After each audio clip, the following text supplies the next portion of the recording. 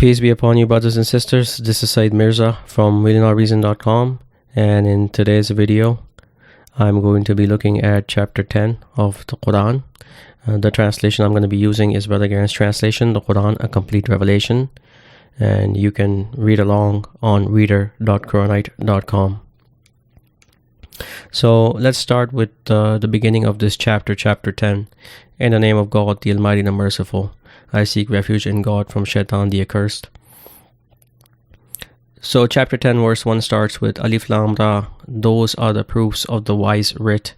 And in the Arabic, this would be, those are the signs of the wise book. Al-Kitab means book. And so what we're going to be doing is we're going to be looking in this chapter, this book, what the wisdom we can get from that, because this is one of the chapters that is very poignant, because as you will see that really the arguments in this chapter comprise that the recipient of the Quran, Muhammad, he's being told that the people, they will not believe. Those who have denied initially, they have rejected the message initially, they will not believe because God has put a seal on their hearts. And this is the wisdom that we get out of this book, this chapter 10, that the people who have disbelieved initially, they will not believe. It doesn't matter how many signs or proofs or miracles are shown to them. So we read, Was it a wonder to men that we revealed to a man among them? Warn thou men, and bear thou glad tidings to those who heed warning, that they have a precedence of honor in the sight of their Lord. The false claimers of guidance say, this is an obvious sorcerer. So the Al-Kafirun, but again, is translating as the false claimers of guidance. We can say that this is just referring to the disbelievers. So the disbelievers have a knee-jerk reaction to the revelation from God, because it is coming from a man, that they just outright deny it, and they say that this is an obvious sorcerer. Now, a couple of things before we proceed. This is, again, like I said, the crux of this surah, this chapter, is that these men who are in disbelief that a man is chosen by God and that he has revealed a message to him, this disbelief, this is the root of why they will not believe in the Quran, and God has put a seal on their hearts. And it doesn't matter how many signs come to them. But also in this chapter and throughout the Quran, you will see that God uses the idea of pairs, the sun and the moon, the night and the day, believers and disbelievers, heaven and hell, and this life and the afterlife, that God created everything in pairs, and this is a sign for the believers. These are the signs in this Quran to strengthen the believers, which obviously the disbelievers do not see. And if you want more information on this, I suggest you read chapter 2 of my book, The Will You Not Reason, in which I expound on this. But anyway, I wanted you to remember that we're going to be seeing a lot of signs, and the signs are actually for the believers, to strengthen the believers, and that these signs, they are not visible to the disbelievers. And just by looking at what the disbelievers are doing, what their reactions are, that confirms our faith. So we read in verse 3, Your Lord is God who created the heavens and the earth in 6 days. So heavens and the earth, that's a pair, and then 6 days, that's a pair of 3, right? Then established himself upon the throne, directing the matter. There is no intercessor save after his leave. That is God, your Lord, so serve him. Will you then not take heed? Unto him is your return altogether, the promise of God in truth. He begins creation, then he repeats it, that he might reward those who heed warning and do righteous deeds with equity. And those who ignore warning will have a drink of scalding water and a painful punishment for what they denied. So, God's promise, if you know anything about the Quran, the promise of God, what is that?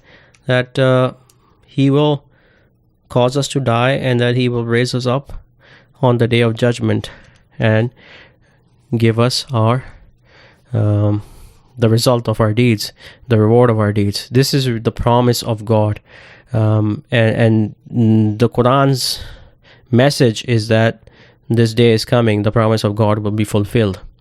So it's important we understand what the promise of God is, because if we don't believe in the promise of God, then there's no reason for us to do righteous deeds. There's no reason for us to fear God. There's no reason for us to live our lives.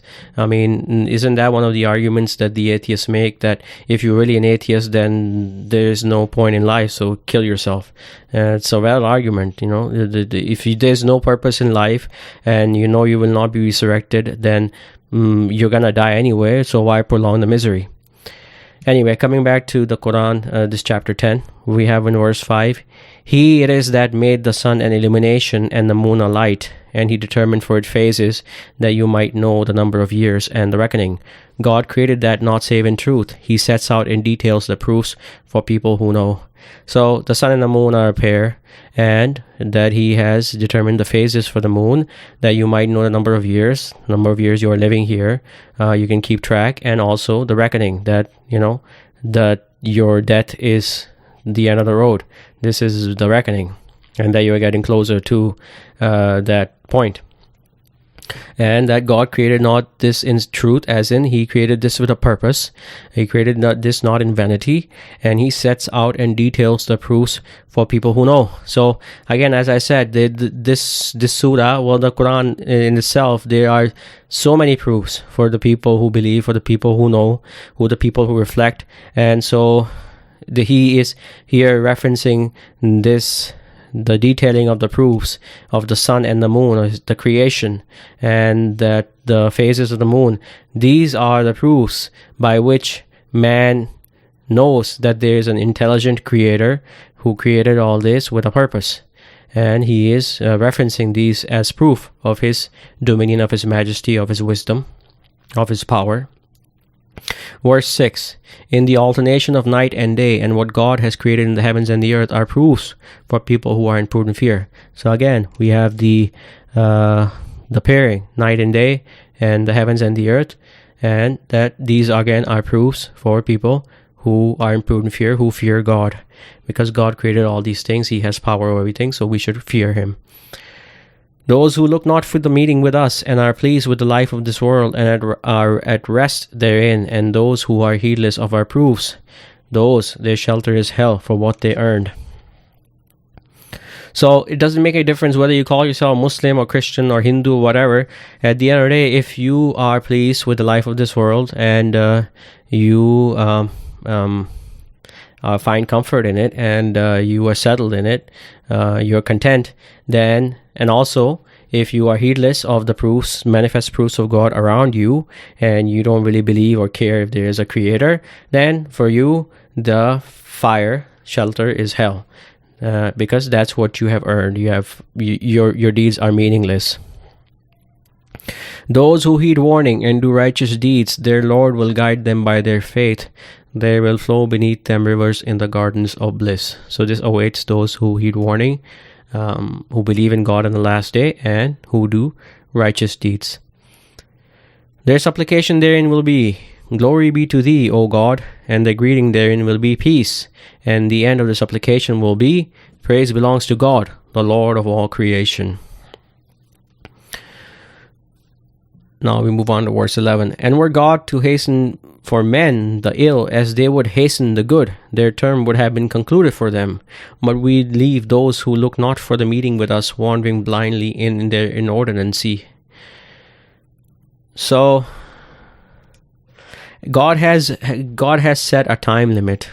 That's what it's all about. He has set a time limit for His creatures to be on the earth, and because that decree has gone forward, God has given time to all men And it's not about that they would repent. It's not about that. As I said, as it will be abundantly clear in this chapter, that those who have initially denied God's proofs, the seal has been put on their hearts. And as we read in chapter 2, it says in the beginning, it is the same to them whether thou warnest them or do not warn them, they do not believe. So the seal has been put on their hearts, they will not believe. So they are like the cattle, they eat and they drink, and they are heedless, and they will continue on this path until they die. So it's not that they will repent or change course, but God has set a time limit. He has allowed men time in this life to enjoy, and then after that, depending on whether you're a believer or disbeliever, you will enter the garden, heaven, paradise, or hell. So God is saying that if he were to hasten the men deal, as in if he would take them to account for their sins, then he would finish their term. But he has left them to wander blindly in their transgressions.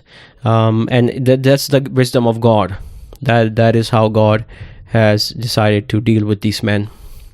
Verse 12, and when affliction touches man, he calls to us on his side, or sitting, or standing. But when we remove from him his affliction, he passes by as though he had not called to us about an affliction which touched him. Thus is made fair to the committers of excess what they do. Now this theme about God making fair to the committers of excess, or to those who do wrong what they do, you will find this in many places in the Qur'an. Again, because God has allowed them to wander blindly in their inordinacy, so whatever they do, they feel that they are in the right, and this allows them to continue on that path, which is a path of insanity, which is leading to hell. But they don't see that, because it is made fair to them, the deeds that they do. And we destroyed the generations before you when they did wrong, and their messengers came to them with clear signs, but they were not to believe. Thus reward we the law-breaking people. So here we have the first indication, which I mentioned before, that God has destroyed the generations before when they were doing wrong, and that the messengers came to them with clear signs, as the messenger and last prophet Muhammad, he came with the clear sign, the Qur'an. Those messengers came with the clear signs, whatever those signs were. And then we will see the story of Moses, what the signs he brought. All these messengers, they were empowered with certain signs and proofs of God, whether they were miracles or scriptures. But the people were not to believe, because they had initially outright rejected them. And so God rewarded them, God requited them with disbelief in their hearts. And that's how God deals with the mujrimeen, the criminals. Then we appointed you successors in the earth after them, that we might see how you will do, whether you will accept God's signs and believe in him and submit it to him, or you will take the course of the previous generations. And when our proofs are recited to them as clear signs, those who look not for the meeting with us say, bring thou a Qur'an other than this, or change thou it. Say thou, it is not for me to change it of my own accord. I follow only what is real to me.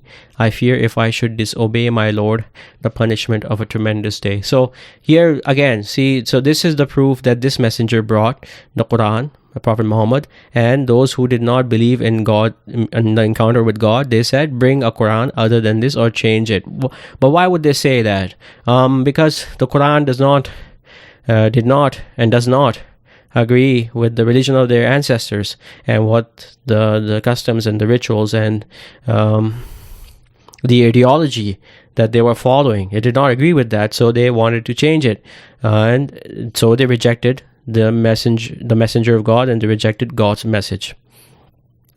And obviously, if you know anything about Muslims, you know that they have also rejected the Quran and have sought to change it, and they did this by creating a separate literature called the Hadith, and using that as a backdoor to bring in their rituals and their ideology, which their ancestors had, and hijack the Quran through there. So this is what they have done as well. But the truth is that it was not for the messenger to change the Quran, and because God has already decreed that, God says that we are we are the custodians of the message, because God has said that. So it is impossible for any man to change the Qur'an, and that the messenger himself was following what was being revealed to him, the Qur'an. Say thou, had God willed, I would not have recited to you, nor would he have made it known to you, for I had tarried among you a lifetime before it. Will you then not use reason? Now, this is part of the reason why I wrote my book and titled it "Will You Not Reason?" Because the Quran, what it's doing is that it's appealing to your reason, not to your emotions. It's appealing to your logic, and confirming that with what your eyes see and your ears hear. And part of the reason why God says about the unbelievers is that they are deaf, dumb, and blind is because they do not use these senses.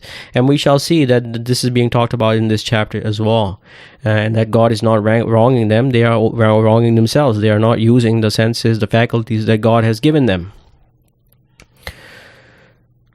Then who is more unjust than he who invents a lie about God or denies his proofs? The lawbreakers are not successful. So, how are they denying his proofs? Because they are saying to Muhammad to bring something else other than the Quran, or to change it, or they are saying that he is a sorcerer, and they are inventing a lie about God by ascribing partnership to him, which the Quran now picks up upon. And they serve besides God what neither harms them nor benefits them. And they say, these are our intercessors with God. Say thou, would you inform God of what he knows not in the heavens or in the earth? Glory be to him, and exalted is he above that to which they ascribe a partnership. So this idea that, they are intercessors with God, in the case of the Muslims, they say that Muhammad will intercede for them. In the case of the Christians, they say Jesus will intercede with them, for them on the day of judgment. We shall see in this surah, in this chapter, what will happen on the day of judgment. And then these people, those who were claiming that their gods or their messengers or prophets would intercede for them, what would happen? What will actually happen when they do stand in front of God? And mankind was only one community, then they differed. And were it not for a word that proceeded from thy Lord, it would have been concluded between them concerning that wherein they differ. So again, we have this idea that because God's word proceeded, that men would be given time on this earth to enjoy. He would have already decided between us, but he has given us time to stay here and to live here and enjoy ourselves, and then he will take us to account on that day, the day of judgment. And they say, oh, that a proof were but sent down upon him from his Lord. Say thou, the unseen belongs only to God, so wait, I am with you waiting. Okay, so here's the argument again. They're saying, oh, that a proof were but sent down upon him from his Lord, when the proof has already come. Prophet Muhammad, he came with the Quran. That is the proof from God, that is containing the rest of the proofs. But they're looking for something else. They're looking for a miracle. But the fact of the matter is that even if the miracle was presented to them, as we read somewhere else in the Quran, that even if the dead were made to speak and everything would be gathered unto them, they would not believe unless God wills. And in this case, because God has put a seal on their hearts, because they rejected the initial proof, it doesn't matter even if the proof comes to them. And the ultimate proof that will come, which after seeing that they will believe, that is God's punishment. And that's why he's being commanded to say, Muhammad is being commanded to say, so wait, I am with you waiting. As in, that punishment of God, that is the proof that will make you believe, but it'll be too late. We shall see later down the line about the disaster that overtook Pharaoh. He was drowned, and right when he was being drowned, that's when he believed. But it was too late. And when we let men taste mercy after affliction has touched them, then they have a scheme concerning our proofs. Say thou, God is swifter in scheme. Our messengers write down what you scheme. Now, so this whole idea that men are scheming. If you read in the Quran, this word makar, it means to argue or to scheme. In this sense, what it's meaning is that if God gives man mercy, they, instead of thanking God and believing in Him, they usually ascribe partnership to Him, or they believe that it was from their own somehow smartness or chutzpah that they were able to make a disaster. So this whole idea of scheming, they every time God presents to them a proof of His omnipotence, of His mercy, of His power, they write it off to something else, blind luck or whatever. He it is that lets you travel in the earth and the sea, when you have boarded ships and sailed by them with a good breeze and exulted thereat. A tempest wind came upon them, and the waves came on them from every side. And they thought that they were encompassed therein. They called to God, sincere to Him in doctrine. If Thou deliver us from this, we will be among the grateful. Then when He delivers them, they rebel in the earth without cause. O mankind, your sectarian zealotry, or rebellion, is but against yourselves, the enjoyment of the life of this world. Then to us is your return, and we will inform you of what you did. This theme about drowning in the sea, we shall see that in the two narratives of Prophet Noah and Prophet Moses, both of whose enemies were drowned. This is setting up that the context that when you are at the sea, you are at the mercy of God. When you are at earth, you are at the mercy of God.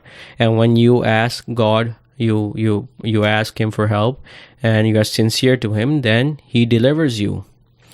And but then when He delivers you, then again you rebel in the earth without cause. You are not grateful to Him, and that this is only the enjoyment of this world, and to God is the return. Now, we've seen that water can be used to destroy, it can take life, but it also gives life. Again, see, the pairing is there. You just have to notice this. The likeness of the life of this world is but like water we send down from the sky, and the plants of the earth mingle with it, whereof men and cattle eat. When the earth has taken her decoration and is made fair, and its people think that they have power over it, our command comes by night or by day, and we make it reaped as if it had not flourished the day before. Thus do we set out and detail the proofs for people who reflect. The people who reflect, again, see, it's talking about the believers. That these proofs are for the believers. These proofs are not for the unbelievers. They have rejected the message initially. God has put a seal on their hearts. It doesn't make any difference. So these proofs are being given to the recipient of the Quran, Prophet Muhammad, and by proxy to the believers to strengthen their faith. It's very important. Verse 25. And God calls to the abode of peace and guides whom He wills to a straight path. It is not men who guide, it is God who guides. And it's not a religion that guides, it's God who guides. And the word Dar Salam, abode of peace, security. This life is full of tribulation, trouble, and God is calling us to the Jannah, the garden, the abode of peace. For those who do good is the best and more, and they will cover their faces, neither dust nor disgrace. Those are the companions of the garden, therein they abide eternally. So, for those who do good is the best and more. God gives more from His bounty, and that on that day, neither dust nor disgrace. Again, see pairs. And for those who earn evil deeds is a reward for evil by the like thereof, and disgrace will cover them. They will not have against God any defender, as if their faces were covered with pieces of darkening night. Those are the companions of the fire, therein they abide eternally. So they have against God no defender. And this is again setting up that theme that those whom you serve besides God or worship besides God, they have no power to help you in this life or in the hereafter. And that's why it's foolish. And God is the omnipotent. He is the one. There's another place in the Quran where God talks about it, that when I'm paraphrasing here, but the idea is that when God's disaster came to them, God says that why did their gods not help them? They forsook them. They forsook them. They deserted them. They abandoned them. So why didn't? Because they couldn't. And as we shall see in this narrative of the narrative Pharaoh, Pharaoh himself could not, who claimed to be a god, he could not help his people. They were all drowned, and Pharaoh himself was drowned. And the day we gather them all together, then will we say to those who ascribe a partnership, your places, you and your partners. Then we will separate them, and their partners will say, it was not us you served. Sufficient is God as witness between us and you. We were of your service unaware. Thereupon will every soul prove what it did before, and they will be returned to God, their protector, the truth, and straight from them will be what they invented. So here you see the claim that, God, that our partners will help us, or the partners will intercede on our behalf. That was said before in this chapter. In the beginning, this is being taken up again, and now God is proving to them that that's not what happens. Your partners will desert you, and they will say, we did not even know that you were worshiping us or serving us. In the case of Jesus, that's what he would say, and that's true in the case of Muhammad too. Now obviously Muslims will say we don't worship Muhammad, but I know for a fact that those hardcore Muslims, I have a relative, he is constantly sending salawat to Muhammad. He's saying his name all the time, zikr, when you should be saying the name of God and remembering him. So what is this all about? Anyway, coming back to the topic at hand, thereupon will every soul prove what it did before. So this was the claim, that your intercessors would intercede for you and save you, but on that day they will desert them, and they will say that they will deny that they were aware that these people were worshipping them, and that all will be returned to God, their true protector. Mawlahum al-Haqqin means the true protector. God is the true protector, not these partners. And straight from them will be what they invented. Say thou, who provides for you from the heaven and the earth? Pair. If he who owns the hearing and the sight, again the pairs. And he who brings forth the living from the dead, again pairs, and brings forth the dead from the living, pairs, and he who directs the matter, then they will say God. Then say thou, will you then not be in prudent fear? So who does provide you from the heavens and the earth? God. And God is the master of the hearing and the sight.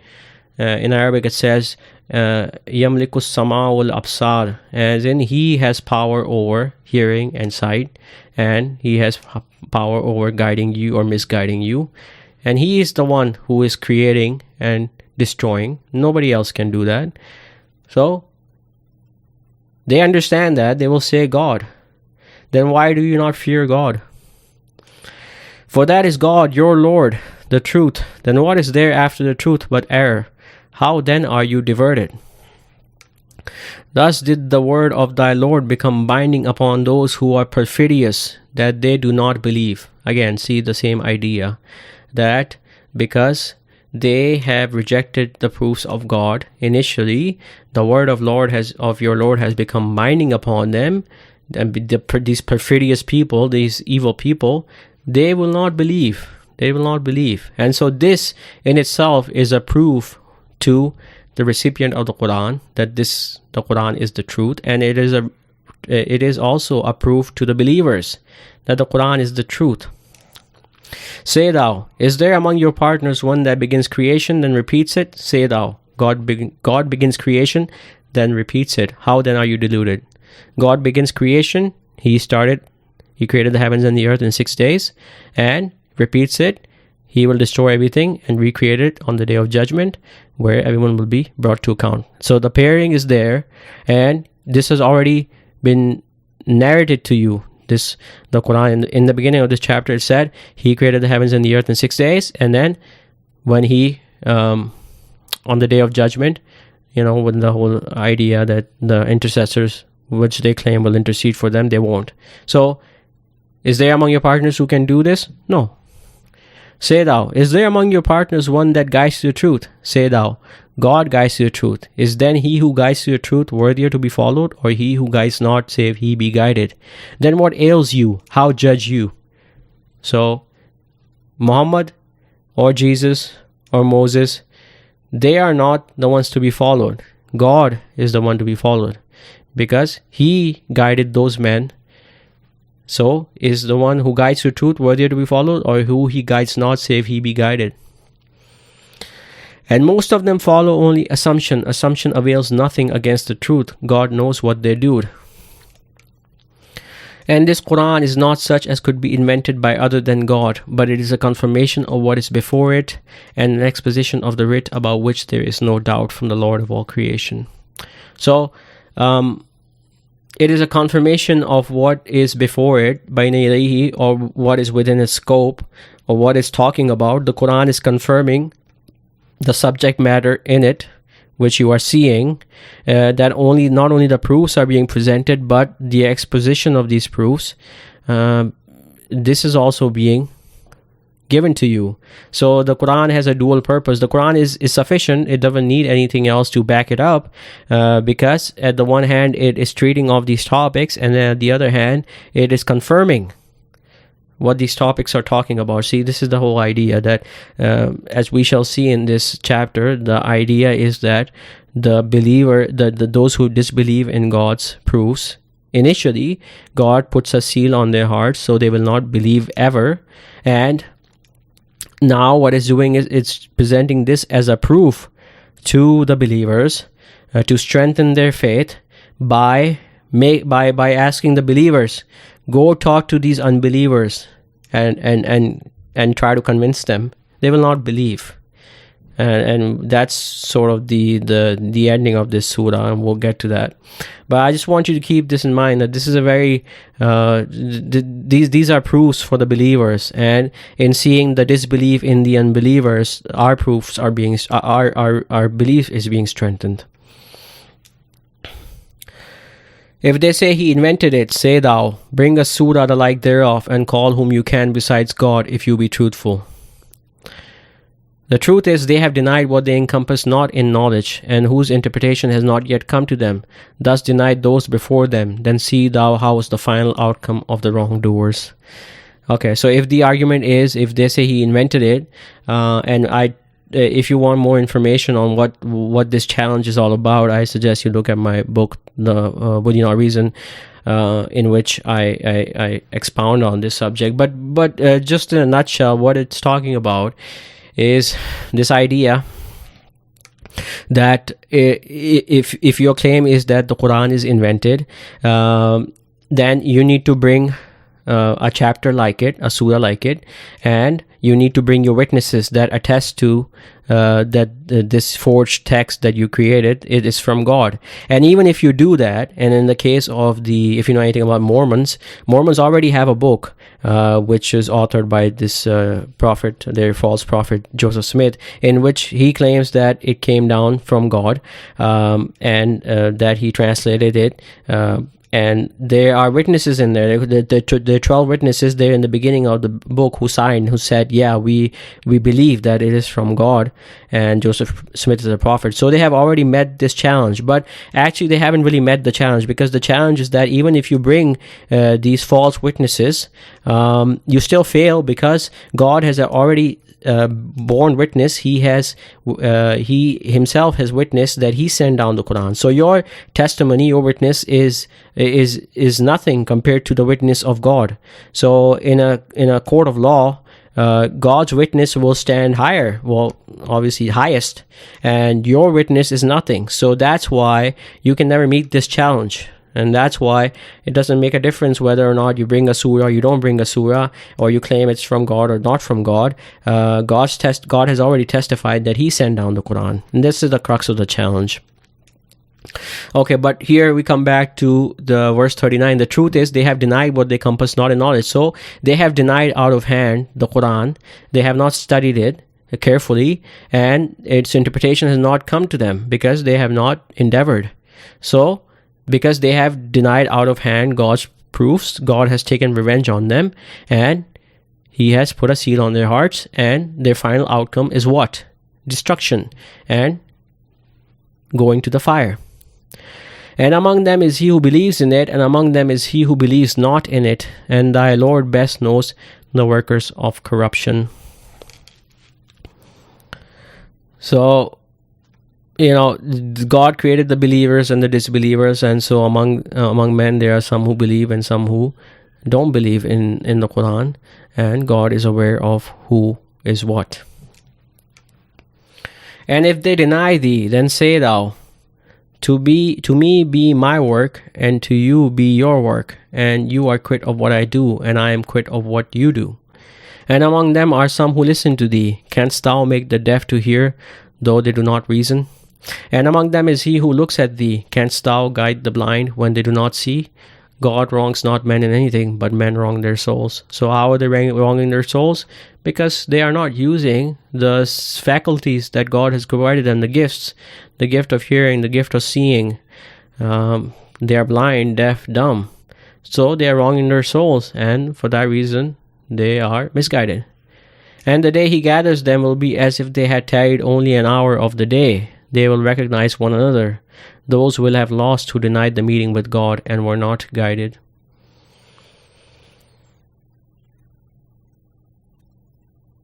And whether we show thee some of what we promised them, or we take thee, to us is their return. Then is God witness over what they do. And for every community is a messenger. Then when their messenger comes, it will be concluded between them with equity, and they will not be wronged. And by the way, this condition has already been met. Prophet Muhammad came, if history is to be believed, 1400 years ago. And so and he was a messenger to all of mankind. And if you know anything about Brother Garen's work, the God Protocol, he talks about this at length, where all that was needed was that the message be sent to the ruling elite, warning them, which has already been done. So the conditions have been met for destruction. But,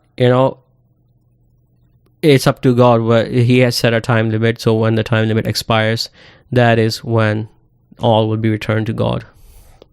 And they say, when is this promise if you be truthful? Say thou, I have power to do myself neither harm nor benefit, save that God should will. For every community is a term. When their term comes, then they will not defer an hour, nor will they advance. So here we have, that's what I read, and so I told you earlier that, every community has a term. Say thou, have you considered, if his punishment come to you by night or by day, what is there of it the lawbreakers will seek to hasten? Then is it, when it has befallen, you will believe in it, now, when you have sought to hasten it? So believe in what? Believe in the last day, believe in God in the last day. That when God's punishment comes, then will you believe in it? Obviously, then it's pointless. Before you were seeking to hasten it. Now this idea, I picked up on this thing. This word is used, alan, now. Now we'll see that this is used in verse 91, and this is from Brother Garen's footnotes, because we will see an example of this, that when God's punishment comes to Pharaoh, then he believes in God, and God says, now, you believe now? Before you were committing all sorts of atrocities, but now you believe, and so at that point it is pointless for him to believe, and God does not have mercy on him. Then will it be said to those who did wrong, taste the punishment of eternity. Are you to be rewarded, save for what you earned? So when God's punishment comes, then that's it, the end. There is no turning back. There is no repentance. This whole idea that God will forgive you, no. He has given us a time limit. He has set a time limit, but when he seizes his servants, then there is no escape. And they ask thee to inform them, is it true? Say thou, yea, by my Lord, it is true, and you cannot escape. And were there for each soul that did wrong all that is in the earth, it would seek to ransom itself thereby, and they cannot express the remorse when they see the punishment. And it is concluded between them with equity, and they will not be wronged.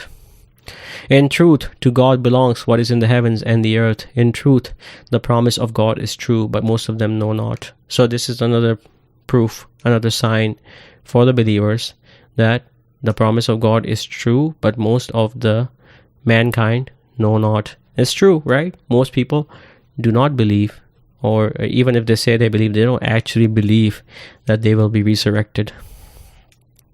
He gives life and he gives death, and to him will you be returned. O mankind, there has come to you an admonition from your Lord, and healing for what is in the breasts, and guidance and a mercy for the believers. Say thou, at the bounty of God and at his mercy, at that let them exult. It is better than what they amass. Isn't it true? God's guidance, isn't that what we should be happy about? That, God has guided us. Say thou, have you seen what God has sent down for you of provision, and you have made thereof lawful and unlawful? Say thou, did God give you leave, or is it about God that you invent? And what will those who invent lies about God think on the day of resurrection? God is bountiful to mankind, but most of them are not grateful.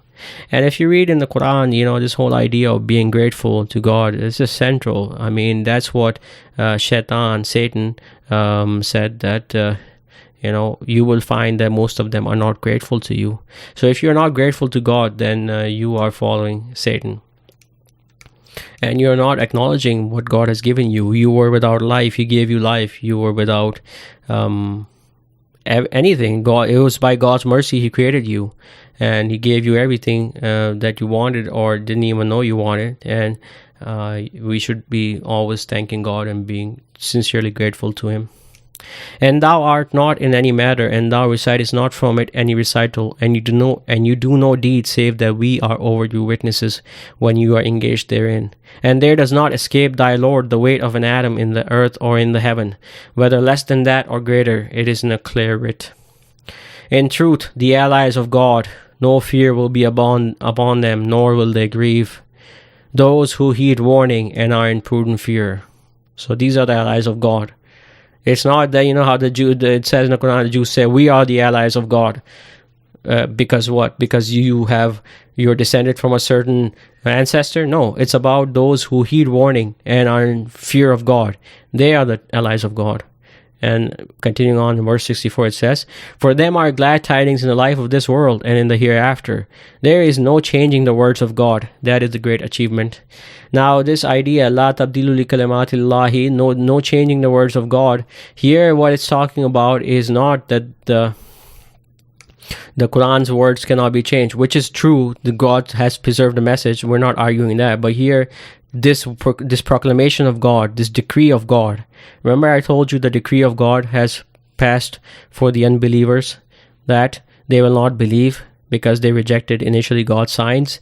That's the decree of God. And also the decree of God that He has set a time limit for people to live on this earth and to enjoy and, do whatever. And then when the decree of time expires, these are all the kalimat, these are all the words of God which are binding. So again, here the binding words of God are that the allies of God, they will have no fear, and that there are glad tidings for them in this life and the hereafter. That there can be no change in these decrees of God. These are fixed principles. And let not their speech grieve thee. Power and glory belong to God altogether. He is the hearing, the knowing. What is the speech that was grieving Muhammad?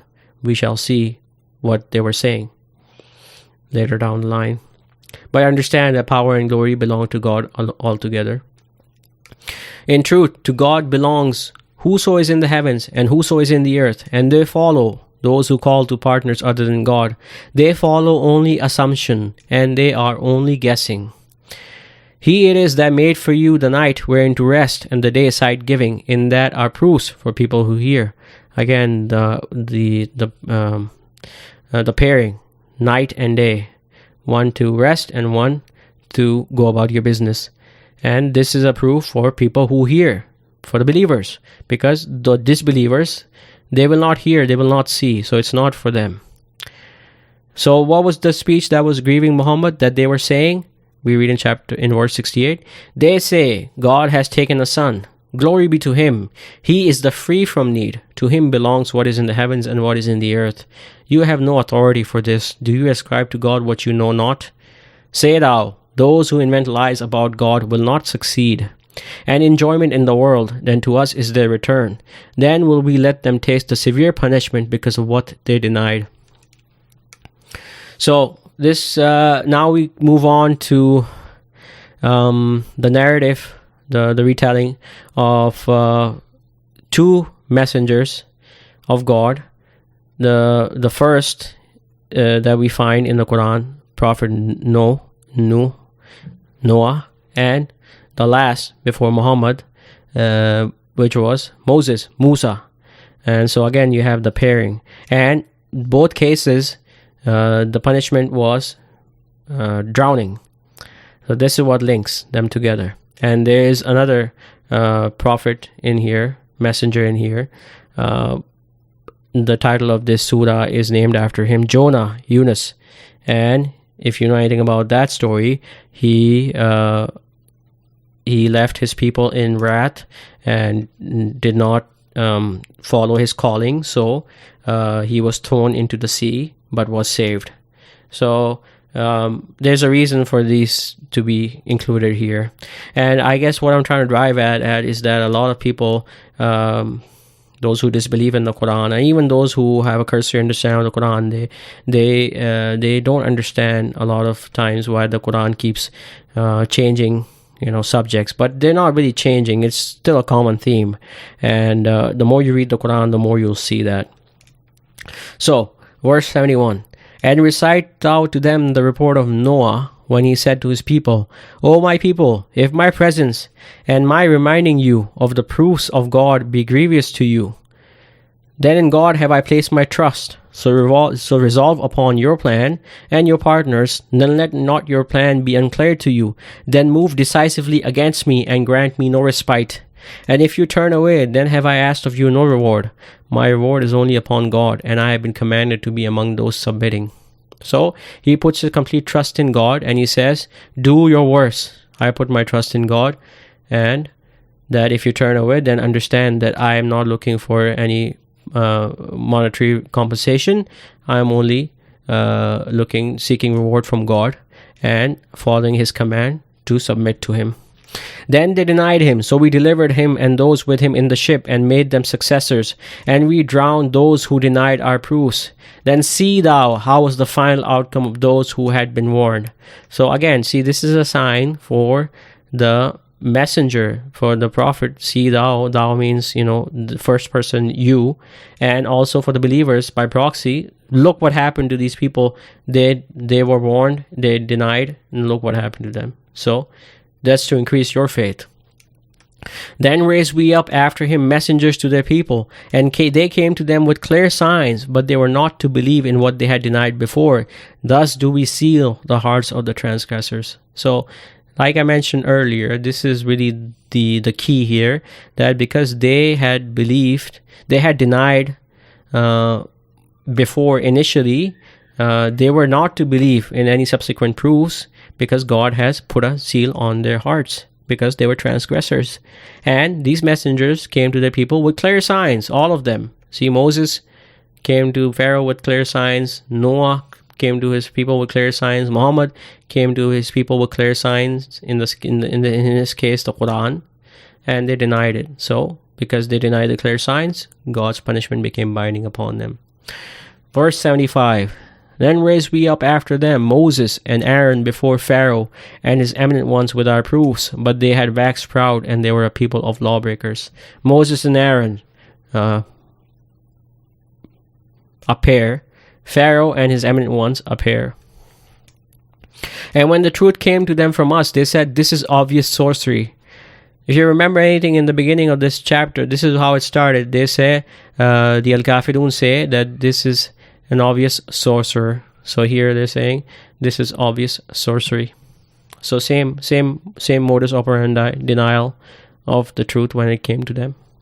Moses said, do you say of the truth when it has come to you? Is this sorcery? But the sorcerers will not be successful.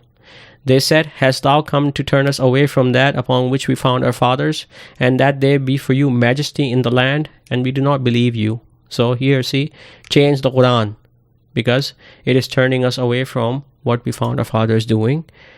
And also that the implicit argument is that you want to rule us, which was not the case. If you know anything about the story of Moses, he simply went to Pharaoh and he said that deliver the children of Israel with me. That was it. He wasn't looking to change. He wasn't saying to Pharaoh, step down or something like that. Obviously, he did invite him to believe, but he wanted to take the children of Israel away from the tyranny. Verse 79, And Pharaoh said, Bring to me every learned sorcerer. And when the sorcerers came, Moses said to them, Cast what you will cast. And when they had cast, Moses said, What you have brought is sorcery. God will make it vain. God makes not right the work of the workers of corruption. Now here it's elided. It's not detailed what happened when the sorcerers came and Moses threw the staff and then they did their magic. They believed, because this was the first time they were seeing God's proofs, so they believed. But here it's elided because what the argument here is that God is showing the believers, look what happened to the people who disbelieved. So this is why there's no point in putting this here. This is my understanding of it. And also to show that once you deny, then your heart is sealed. So this is why this chapter is constructed the way it is. And God establishes the truth by his words, though the law breakers be ours.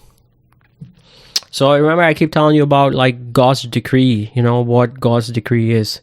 And again, God makes not right the work of the workers of corruption. This is again a decree of God. And we see this in this example that they, because they worked corruption, they were destroyed. And they believed not Moses save a progeny of his people for fear of Pharaoh and the eminent ones, that they would subject them to means of denial. And Pharaoh was exalted in the land, and he was of the committers of excess. Obviously, the people feared Pharaoh, and if they proclaimed that there was one God, they would be persecuted. So only a few from Moses' progeny believed. And Moses said, O my people, if you believe in God, then place your trust in him if you are submitting. So same modus operandi as Noah. As Noah, he said, do your worst. Moses saying the same thing, put your trust in God and believe in him. He will deliver you. And they said, In God have we placed our trust. Our Lord, make thou not us a means of denial for the wrongdoing people.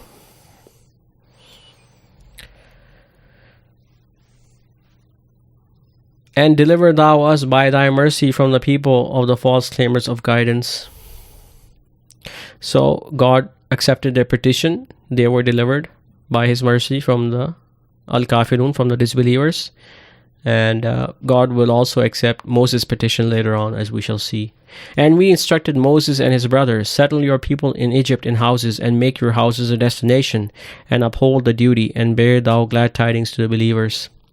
And Moses said, Our Lord, thou hast given Pharaoh and his eminent ones adornment and wealth in the life of this world, our Lord, that they might lead astray from thy path. Our Lord, destroy thou their wealth, and harden thou their hearts, so that they believe not until they see the painful punishment. This is very interesting. Moses is making the plea to God that destroy their wealth and harden their hearts, so that they believe not until they see the painful punishment. We shall see that God accepts his petition. He says he accepts it, and we will see later on that this is actually what happens in the case of Pharaoh. He said, Your supplication has been answered, so take a straight path, and follow not the path of those who know not. Fastaqima, but again, it's translating here as so take a straight path, it also mean be upright. I incline to that reading, but anyway, and follow not the path of those who know not. So those who know not, the disbelievers, they don't know. The believers are the ones who have been given knowledge. So don't follow the path of those who do not know. Verse 90. And we brought the children of Israel across the sea, and Pharaoh followed them with his forces in sectarian zealotry and enmity. When the drowning had overtaken him, he said, I believe there is no God save he, in whom the children of Israel believe, and I am of those submitting. So remember, Moses pleaded to God, destroy their wealth and harden their hearts, so they believe not until they see the painful punishment. So Pharaoh's heart was hardened. He did not believe until he saw the painful punishment. Now he believes. So God says, now, and thou opposest before and wast of the workers of corruption. So this day will we save thee in thy body, and that thou be a proof to those after thee. But most men among us, most among men are heedless of our proofs. See, this is a sign. Most among men are heedless of God's proofs. It's true. You see that around you. So it's a sign for the believers. And also, this is the way God deals with the disbelievers. He seals their hearts until they see the painful punishment. And then they believe, but it's too late. Verse 93. And we settled the children of Israel in a goodly settlement, and provided them with good things, and they differed not until knowledge came to them. Thy Lord will judge between them on the day of resurrection concerning that wherein they differed. Now here, see, the children of Israel also prayed to God. They said, Our Lord, make thou not us a means of denial for the wrongdoing people, and deliver thou us by thy mercy from the people of the Al-Kafirun, the false claimers of guidance. So God delivered them. He settled them in a goodly settlement. Okay, verse 94. And if thou art in doubt about what we have sent down to thee, then ask thou those who read the writ before thee.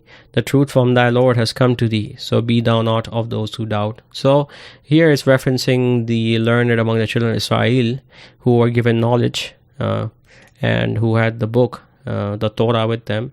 Ask them about these events. They will say, yeah, that's what happened.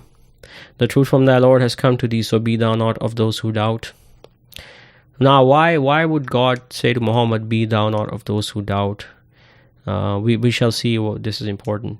Verse 95. And be thou not of those who deny the proofs of God, for thou wouldst be among the losers. See, the whole argument has been, the reality is that those who deny the proofs of God, because doubt leads to denial. So once you go down that path, then you will be among the losers, because if you deny the proofs of God, then God will seal your heart. As in verse 96 we read, those upon whom the word of thy Lord has become binding, they will not believe. So this is really what it's all about. And though every proof come to them until they see the painful punishment. And Brother Garance finishes the sentence here. It's implicit. They will remain heedless. They will remain heedless. God has left them in their blindness, wandering blindly in their rebelliousness, in inordinancy. They will continue on that path until they see the painful punishment. Oh, that a city had but believed and profited by its faith, saved the people of Jonah. When they believed, we removed from them the punishment of disgrace in the life of this world, and gave them enjoyment for a time. So, the common perception, at least those who have read the Bible, or the Christians, is that Jonah preached to his people and they denied him, and so he left. Actually, no, he never preached to them, or they didn't listen. The message didn't come to them, because if they had denied initially, they would not have believed later on. This is really the crux of this surah. So when they believed, they heard the message, they believed, and they profited by their faith. Same with the case of the sorcerers in the time of Pharaoh and the children of Israel who were with Moses. And had thy Lord willed, whoso is in the earth would have believed, all of them altogether. Wouldst thou then compel mankind until they believe? So there's no compulsion in religion, as we read in the Qur'an elsewhere. So we should leave people be. And it is for a soul to believe only by the leave of God, and he appoints abomination for those who do not reason. Again, see, I was referencing that, God has given us those faculties of hearing, sight, and also understanding. So those people who do not use these faculties, then God has appointed abomination upon them, and they will not believe. but that God is not wronging them, they are wronging themselves. Say thou. Now here is the conclusion of the proof of God for the believers that strengthens their faith, which is, say thou, look at what is in the heavens and the earth, but the proofs and the warnings avail not a people who do not believe. So you, Muhammad, or you believers, say to the unbelievers, look at what is in the heavens and the earth. Look at the magnificence of God, of the handiwork of God. And they look at it, they still don't believe, because God has put a seal on their hearts. And this is the confirmation here. But the proofs and the warnings avail not a people who do not believe. You see this. When you ask them, they deny, then that's a confirmation of what God is saying. The truth is from your Lord. They will not believe. God is saying the proofs and the warnings, they will not avail a people. See, the understanding is that God is telling Muhammad to preach to these men and the disbelievers in the hopes that they will become believers. No. God already has said that they will not believe. So why would God command Muhammad to do this? Because it is not that they will believe. It is to strengthen the faith of the believers and the Prophet Muhammad. That when you do this, then they will not believe. And this is a proof. This is a proof of what God has been saying, that the warnings will not avail a people who do not believe. Do they await save the like of the days of those who passed away before them? Say thou, then wait, I am with you waiting. So here you go. That's all you can do. Wait, be patient. God will decide between his servants. The punishment will come. We just wait. Then will we save our messengers and those who heed warning. Thus it is binding upon us. We save the believers. See? Again, the decree of God. He will save the believers. Say thou, O mankind, if you are in doubt about my doctrine, I serve not those whom you serve besides God, but I serve God who will take you, and I am commanded to be of the believers. And set thou thy face towards the doctrine, inclining to truth, and be thou not of the idolaters. And call thou not besides God to what neither profits thee nor harms thee. For if thou doest, then art thou of the wrongdoers. And if God should touch thee with affliction, then there is none to remove it save he. And if he should desire good for thee, then there is none to repel his bounty. He causes it to fall upon whom he wills of his servants, and he is the forgiving, the merciful.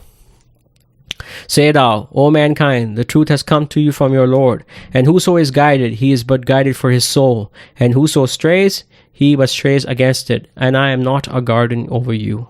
And follow thou what is revealed to thee, and be thou patient until God judges.